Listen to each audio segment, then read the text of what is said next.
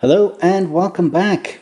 And this lesson is going to be a guide to the brain dump process. And we're going to use a mind map to help us. So what I'd like you to do now before we get into the lesson is to download the mind map file that comes with this lesson. And please open that in Xmind. And when you've done that, please rejoin this lesson. So you can put the lesson on pause right now whilst you download the file. Okay. Now the map we need is called Brain Dump Guide, and it looks something like this.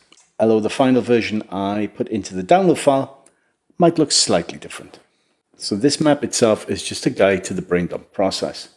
So let's take a look at it. Now, firstly, I know this map looks slightly different to the other maps we've already looked at in the course. In Xmind, you can change the format of the map, along with being able to change other things like the theme colors of the map or the colors of individual elements. And we will be looking at how to do that in the very next section. But for this section, let's just take it as read that a mind map can look slightly different to the maps that we've been working on in the last few lessons. Now, before we review this map, I want to introduce a quick piece of Xmind functionality, and that's up here. And it's called Zen Mode. And Zen Mode was developed to help you work on a mind map without any interferences from other pieces of software. So why don't you go ahead and click on Zen Mode. And what you found is that Zen Mode is in effect just full screen. Saying that, we've got a few tools up here on the right. We have a list of keyboard shortcuts because obviously the menus aren't available for us to use now whilst we're in Zen Mode. And we have a timer to show us how long we've been in Zen Mode. Or that can be useful if you're using the mind map in Zen Mode to make a presentation. We can toggle between a dark theme and a light theme. And we have our markers and stickers available to us.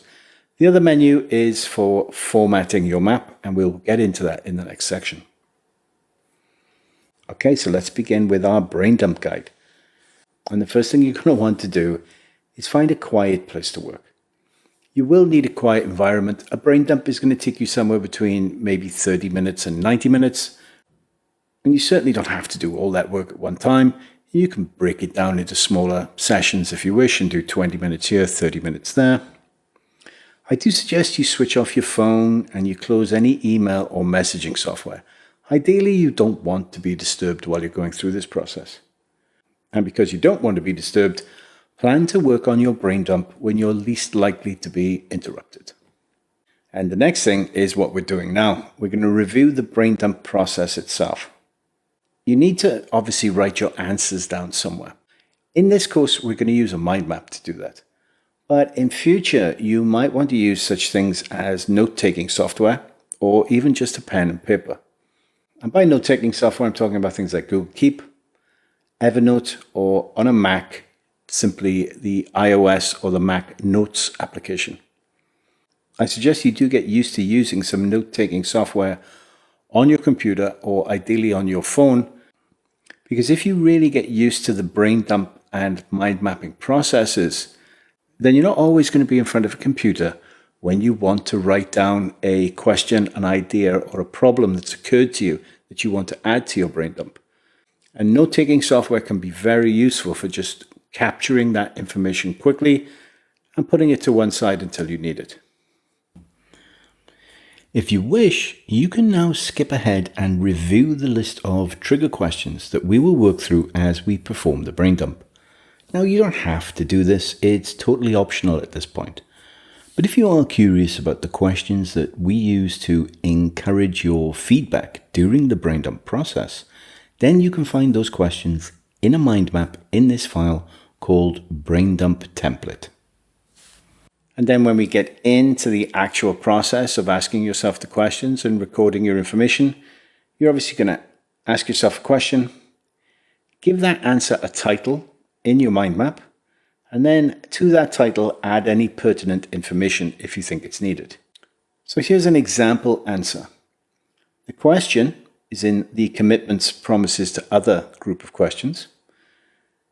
And we've been asked to consider, have we got any commitments or promises to other people, such as our spouse, partner, children, parents, family, friends, other professionals? And it also mentions here returnable items, and that's a commitment for us to return something we may personally have in our possession at the time.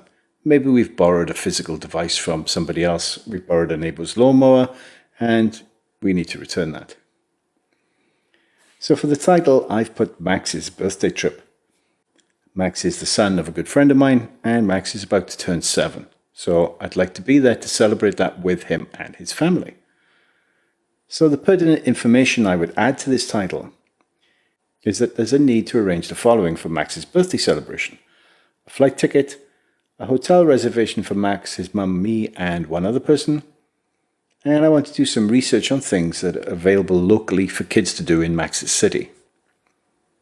And there you go. That's as simple as answering one of these questions can be. And that's how you would record your information. Now, when it comes to actually writing this information in the mind map, there's a couple of ways you could do that. It's a matter of personal preference which you choose. For example, in the commitments and promises to others section, you could enter the title Max's birthday trip, and you could then add the to-do items as subtopics of a main topic, or if you prefer, you could just add a note to the heading and add those items as bullet points. And then as you start to answer those questions, you could add the information into the same note. And as you work through the answer sheet, or in our case, the answer mind map, please be complete and thorough and document every little to-do item or problem or task that occurs to you, and don't rush to finish. The way to get the best from the brain dump process is to make sure you really do empty your brain and you put everything down. Please don't worry about the sheer amount of information you might be recording. In the next step, we're going to review and revise that information, and we will discard a lot of the minor, unimportant things that have occurred to you. But at this stage, please be complete and thorough and record everything that you can think of. And in fact, I've just jumped ahead and I've discussed item 4, how we will organize the answers. And we will do that together. And then finally, you have to do these tasks. And that simply involves planning time and places to do specific tasks and remembering to work across priority groups. It's not always practical to do all the priority 1 items first before you do all the priority 2s and then the priority 3s. It may be more efficient to move back and forth across priority groups to get things done. And in the real world, if you leave priority 2 and 3 items until every priority 1 item is complete, or in fact, those 2s and 3s will become priority 1 items because they've been sat around for so long waiting for you to take care of them. Okay, so that's our brain dump guide. That's the process in a nutshell. When you're ready, please move to the next lesson and we'll look at the mind map we're going to use to ask you the questions and where you can record your answers. But for now, this lesson is over. As always, thank you for your time.